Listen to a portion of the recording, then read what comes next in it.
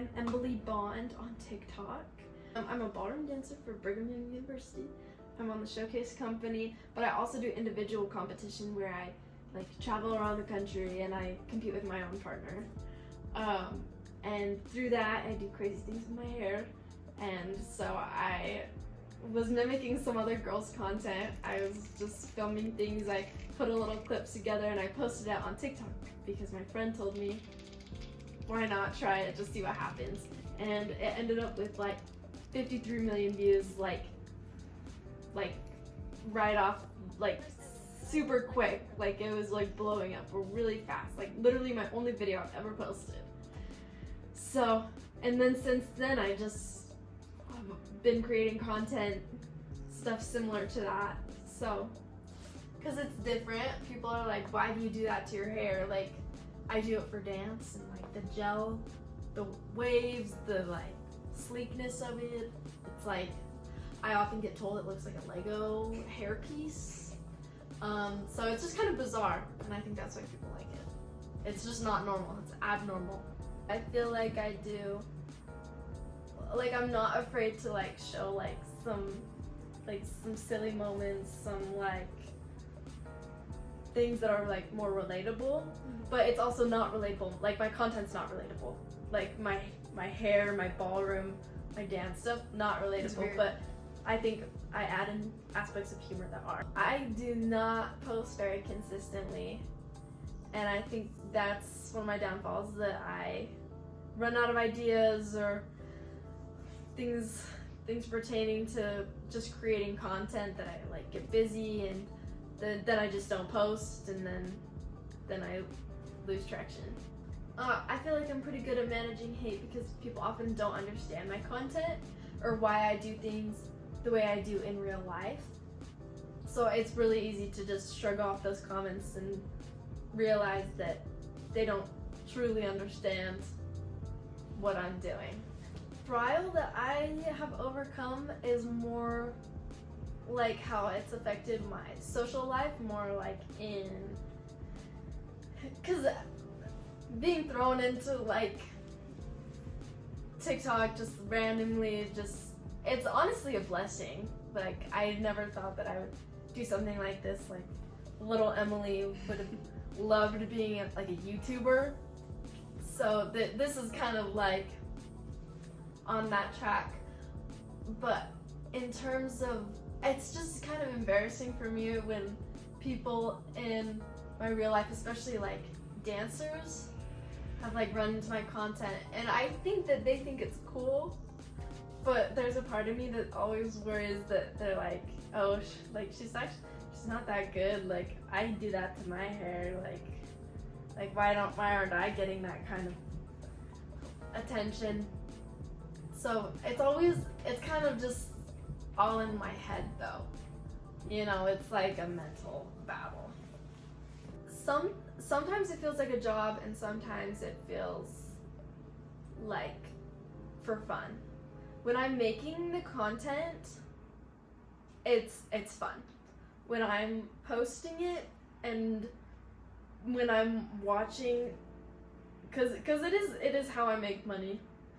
When I'm watching the money fluctuate and see how videos are doing, if they're doing poorly and that kind of thing, that it feels more like a job, and I need to do more. It doesn't feel fun at that point. But when things are going well, and when I'm competing, enjoying making the content, that's when it's just fun for me. I feel like it's taught me about consistency, because that is something that I struggle with in my real life, and then through my content. It's just having something consistent, posting consistently, different styles of content that I'm producing and those types of things, and I see that reflected in my real life as well. I do feel like I compare myself to other influencers, mostly to get content ideas, and also just to compare, this might be a little bad, to see how their views and stuff are compared to mine.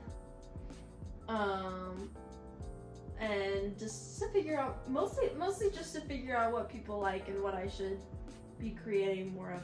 But it's always in like a positive way, never in like a, oh, I should be more like this person type of way.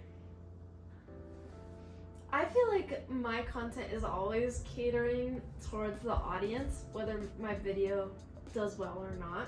I'm always thinking about what would the viewer want. So like, is it interesting? It like, are there awkward pauses? Like, what do I need to take out? And I'm always asking other people's opinions too, specifically my little brother, you know, his attention span. So those are the people you've got to go to for advice. So I ask him what he thinks, and I think that's what makes me different too, is that I like cater how I edit. Some people edit their videos to how they want, and I think that is a lot more enjoyable for the creator, but that might not be like how the audience does. I mean, you've seen what's happened to like a bunch of other like social media platforms like Vine or like Twitter. Like I don't use those really, but things come and go, they're trends too. And just especially like politically with TikTok, it's a very controversial thing that has been on the chopping block for like over a year now. So that's why I think there's a lot of political aspects that go into that as well, and pretty much any social media, but that one specifically because it targets a lot of younger audiences. I use TikTok every day. Even when that's not posting, I'm consuming media, just like to pass time. But I use it every day. So why do you open the app? Let me tell you my daily schedule here. In the mornings, this may be unhealthy. In the mornings, I go onto my platform and I check how much I made the day before. Just to like see how it's doing, and then from there, then I go and like check on my videos, and then I consume like media and go through my For You page and just look at things. But first and foremost, like every day, I do check like to see how my content is doing. Yeah. Or to branch out to other platforms. Like what? Like YouTube specifically, especially when TikTok has been like, like my brothers have tried to influence me to get into YouTube. But it's just not as easy to make content or to go viral on literally any other platform. Like Instagram, really hard to make money unless you're doing brand deals. YouTube, it's hard to attract attention, I think. So TikTok is just, it's really user friendly, and that's why I kind of stayed to it. I've tried branching out a little bit. I have posted things on YouTube, but it is just a lot harder. I think you'd have to adapt to the platform, but I think it would be a lot easier on YouTube. Instagram seems much harder. YouTube, I'd probably either just repost what I did on TikTok to shorts, or just keep my videos a little bit longer. But I feel like Instagram, it's more like daily, like, oh, this is what's happening, like updates all the time. Like you have to be posting throughout, like on stories and just like regular posts and everything like that.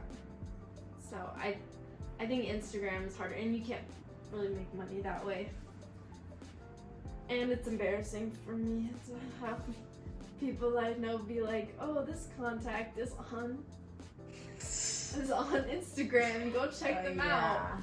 Embarrassing. I think there's a lot of conveniences that come with technology. But I do think in a lot of ways it's like, it's kind of hurts society with how we connect with people. It's which there's like pros and cons either way, and that's why it's like a hard thing to answer. Because it's like, oh, I can like talk with someone or work on a project with someone that's like across the world and like easy peasy, you know. But also,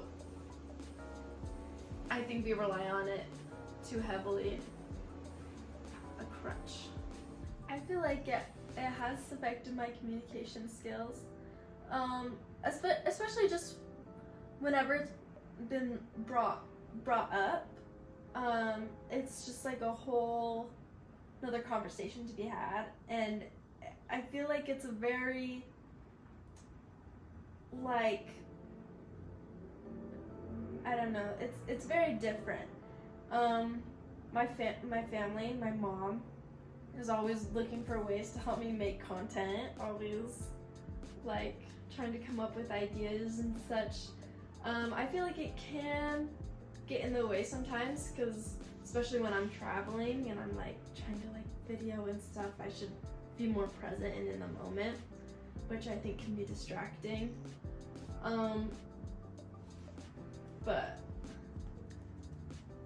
Or like at my show this last weekend, like someone suggested doing a video idea. We made it happen, but it was kind of like trying to get some people on board. Like one person like was like, hey, like I don't want to be in the video, I don't want to be on TikTok. You have to respect those things. But most people are okay with it. Say, like, a friend. comment, subscribe. Oh my gosh.